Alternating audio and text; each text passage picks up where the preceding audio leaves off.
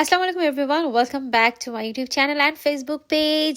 কেমন আছেন সবাই? আশা করি সবাই ভালো আছেন, আলহামদুলিল্লাহ। আর আজকের এই ব্লগটা কিন্তু আমার ঈদের দ্বিতীয় পার্ট। প্রথম পার্ট আশা করি আপনারা দেখেছেন। তো আজকে ঈদের দিন সকালে আমরা ঘুম থেকে উঠে সবাই সুন্দরভাবে সেজে গুজে রেডি হয়ে গেছি। আর আজকের দিনটা আসলে এটা একটা অন্যরকম অনুভূতি কাজ করে, কারণ প্রবাসী ঈদ মানে একটু অন্যরকম আবেগ। পরিবার থেকে দূরে থাকলেও যখন আমরা আপন মানুষদের সঙ্গে সময় কাটাতে পারি তখন ঈদের পূর্ণতা মানে এটা তো বলে শেষ করা যাবে না, এই আনন্দটা। আলহামদুলিল্লাহ। তো আমরা সবাই রেডি মোটামুটি। আর আজকে প্ল্যান হচ্ছে আমরা খালামুনির পরিচিত 3টি পরিবারের বাসায় বেড়াতে যাব। মজার ব্যাপার হলো, খালামুনি যখন মানে আমার খালা যখন থেকে ডেনমার্কে এসেছিলেন তখন থেকে এই পরিবারগুলোর সঙ্গে তার পরিচয়। ধীরে ধীরে সেই পরিচয়, তাদের বন্ধুত্ব, আর এই বন্ধুত্ব একসময় পরিবারের মতোই সম্পর্কে পরিণত হয়ে গেছে। আর আরেকটা বিষয় যেটা, যে 2015 সাল থেকেই বিভিন্ন সময় ডেনমার্কে আমাদের আসা যাওয়া হয়েছে। তখন থেকে এই পরিবারগুলোকে আমরাও চিনি। তাই এখন আমরা যখন তাদের বাসায় যাই, আমাদের কাছে আসলে নিজেদেরকে আর অতিথি মনে হয় না, বরং আমাদের কাছে মনে হয় যে আমরা আত্মীয় স্বজনের বাসায় এসেছি। এই জিনিসটা আমার কাছে খুবই ভালো লাগে। প্রবাসে থেকেও মানুষ কিভাবে একে অপরকে আপন করে নিতে পারে, কিভাবে বছরের পর বছর সম্পর্কগুলোকে ধরে রাখতে পারে, সেটা দেখতে কিন্তু সত্যিই ভালো লাগে। আর এখান থেকে আসলে অনেক কিছু শেখারও আছে। যাই হোক, আর কথা না বলে আজকে আমি একটু টেনশনেই আছি, কারণ আমরা 3টা বাসায় যেহেতু বেড়াতে যাব বা দাওয়াতে। আর আমি খুব ভালো করেই জানি প্রত্যেকটা বাসায় গেলে খাওয়ানোর একটা প্রতিযোগিতা তো আছেই। এত আন্তরিকতা, মাশাআল্লাহ। আমি ভাবছিলাম যে কিভাবে এত খাবার আমি কোথায় রাখবো, মানে পেটেই দিব না অন্য কোথাও দিব আর কি। চলো আমরা এখন প্রথম আন্টির বাসায় ঢুকি অ্যান্ড দেখাই যে তাদের বাসার ইয়েটা কেমন ছিল আর কি। আলহামদুলিল্লাহ, আমরা প্রথমে আজকে হচ্ছে তাসনিমদের বাসায় চলে আসছি, আন্টিদের দেশের বাড়ি সিলেটে। তাদের ব্যবহার, আন্তরিকতা আমি বলে শেষ করতে পারবো না। মাশাআল্লাহ মাশাআল্লাহ।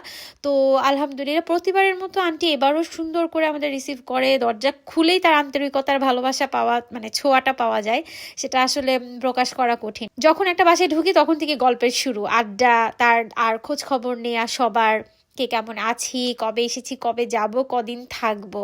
আর কিছুক্ষণ পরে এই যে টেবিলে একের পর এক খাবার আসতে শুরু করলো। তা আলহামদুলিল্লাহ আমি তো খেলাম আর কি, শুরু করলাম। আর আমি তখন আসলে মনে মনে ভাবছিলাম যে এখনই যদি এত খাবার খাই, সামনে তো আরো 2টা বাসা বাকি, কি যে করব, খাবার কোথায় রাখবো। কিন্তু সত্যি কথা বলতে কি, আন্টিদের হাতের রান্না না খেয়েও কোনো উপায় নেই।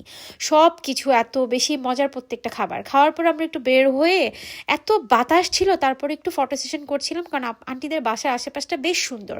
আর এখন যেহেতু সামার এসেছে এবং সুন্দর রোদেলা দিন ছিল, তাই সেই সুযোগটা আর আমরা কেউই মিস করছিলাম না। তো চলেন, এখন হচ্ছে আমাদের বিদায়ের পালা। আমরা এই বাসা থেকে এই আন্টিকে সাথে নিয়ে আমরা সবাই মিলে এখন আরেকজন আন্টির বাসায় যাব। ওই আন্টিটাও এই বাসায় ছিলেন।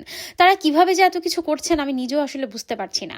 প্রত্যেক বাসারই একটা পরিবেশ কিন্তু আলাদাই থাকে, কিন্তু একটা জিনিস সবার মধ্যে খুবই কমন, সেটা হচ্ছে ভালোবাসা। আমি সবসময় অবাক হয়ে দেখি জিনিসটা, যে এত বছর পরেও সবাই কি সুন্দরভাবে সম্পর্কগুলোকে ধরে রেখেছে। ইনফ্যাক্ট তারা প্রতিবার আমাদেরকে মনে রাখে। এখন তো আমাদের নামগুলোও তাদের মুখস্থ। ঈদের দিনগুলোতে সেই বন্ধনটা আসলে আরো বেশি অনুভব করা যায়। এখানে আমাদের জন্য কত আয়োজন, মানে আমরা সিঁড়িতে উঠছিলাম আর মনে মনে ভাবছি ডেফিনেটলি খাবার, মিষ্টি টিষ্টি কত কিছু যে থাকবে। আর আমি তখন আবার সেই একই চিন্তায় ভাবছিলাম যে আর কত খাবো।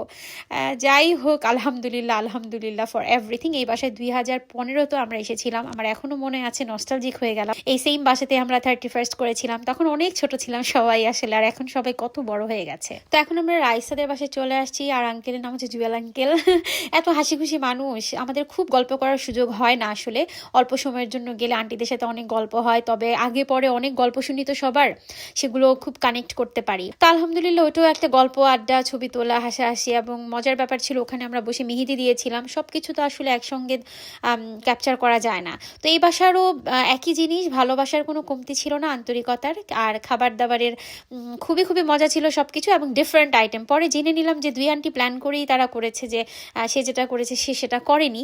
তো সেদিনও ওই মিষ্টিটা, পায়েসটা, গুড়ের পায়েস, সবকিছু অসাধারণ ছিল। তো পেটে আলহামদুলিল্লাহ তাও জায়গা ছিল, খেতে পেরেছিলাম। সেদিন খেতে খেতে আমরা কিছু স্মৃতিচারণ করছিলাম, যে ওই সময় আমরা আসলে কেমন ছিলাম, ডেনমার্কে আসার স্মৃতিগুলো, ওই দিনগুলোতে আমরা কত মজা করেছি। সে একই মানুষগুলো, তখন বাচ্চারা কত ছোট ছিল, আর এখন সবাই কত বড় হয়ে গেছে মাশাআল্লাহ।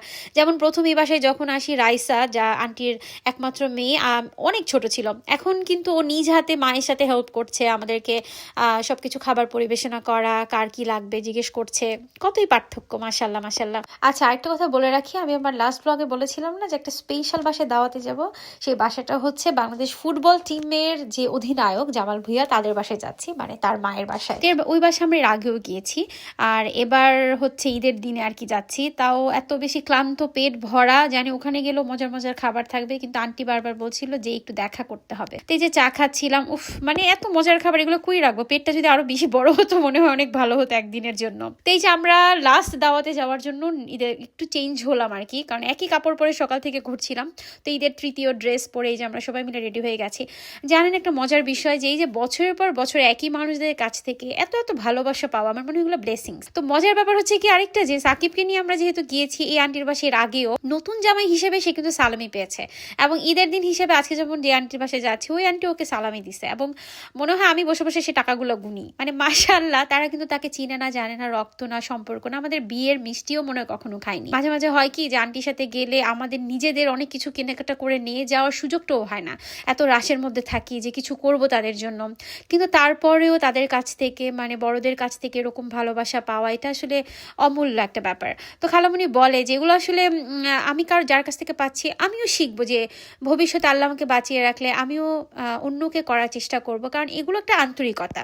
আমি তিশা খুব কিউরিয়াস হয়ে খালামণিকে জিজ্ঞেস করছিলাম যে আন্টি আপনারা কিভাবে সম্পর্কগুলো মেনটেন করেন, কারণ আজ পর্যন্ত এত বছরও কখনো আপনার কাছে কোনো নেগেটিভ কথা শুনিনি কারো সম্পর্কে। তো আন্টি একটু মৃদু হেসে আমাকে বলল, সমস্যা সবার মধ্যেই থাকে, আমরা মানুষ তো, ভুল ত্রুটি নিয়েই, কিন্তু আমরা সমস্যাটাকে বড় হতে দিই না কখনো। তো এটাই একটা কারণ। তা আমিও শিখে নিলাম, যেহেতু এখন আমরা অনেক পরিবারের সাথে উঠা বসা করি, নানান দেশের নানান রকম মানুষ। যাই হোক, ঈদ মানে কিন্তু শুধুমাত্র ভালো কাপড় আর খাওয়া দাওয়া না, ঈদ হলো মানুষের সঙ্গে সম্পর্ক তৈরি করা, সম্পর্ক ধরে রাখা এবং একে অপরের সঙ্গে আনন্দ ভাগাভাগি করার নাম।